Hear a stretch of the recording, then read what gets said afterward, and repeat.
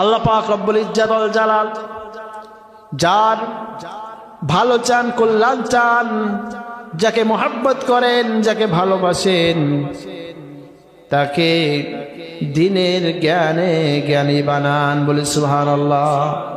দিনের জ্ঞানী, ধর্মের জ্ঞান দান করেন, বলে সুবহানাল্লাহ। যারা ধর্মের জ্ঞানে জ্ঞানী, এরা আল্লাহ তাআলার মহব্বতের বান্দা। যারা এই ধর্ম শিখতে, কোরআন শিখতে, দ্বীন ইসলাম শিখতে বাড়ি থেকে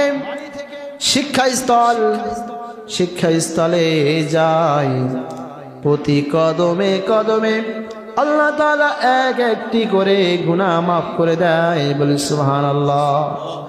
প্রতি কদমে, প্রতি পা ফেলার কারণে এক একটি করে নেকি লিপিবদ্ধ হয়ে যায়, সুবহানাল্লাহ। আর ফজিলত হলো, যখন কোনো ব্যক্তি আল্লাহর রাস্তায় বাইর হয়ে যায় ইলম শিক্ষা করার জন্য, তার জান্নাতের পথ সুগম হয়ে যায়, সুবহানাল্লাহ। সেজন্য এখন জান্নাতের পথে বাহির হয়ে গেছে, তখন আল্লাহ ইলম শিক্ষা করার জন্য যারা শিক্ষাস্থলে যাইতেছে, আল্লাহর হুকুমে, আল্লাহর অর্ডারে ফেরেশতারা যেন তার পায়ের নিচে পর বিছায় দিচ্ছে, সুবহানাল্লাহ, ডানা বিছায় দিচ্ছে। কত সম্মানিত এই ব্যক্তি যারা ইলম শিক্ষা করার জন্য শিক্ষাস্থলে যায়, এদের দাম বেড়ে যায়।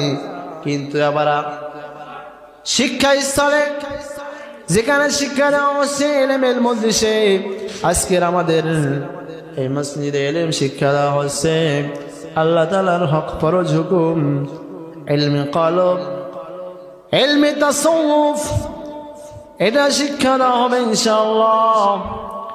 আজ ফরজ শিক্ষা দানের ব্যাপারে অনেকেই দাওয়াত দেওয়া হয়েছে, কিন্তু আজকের গুরুত্ব দেয় না।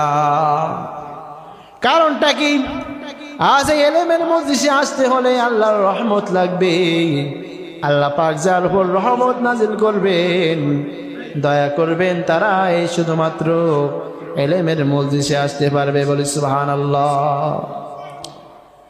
ইলমের মজলিসে যারা আসতেছে, এদেরকে আবার শয়তান দাগা দিতে থাকবে, কোনে যাস, কোথায় যাস তুই, ওরে তুমি কোথায় যাও?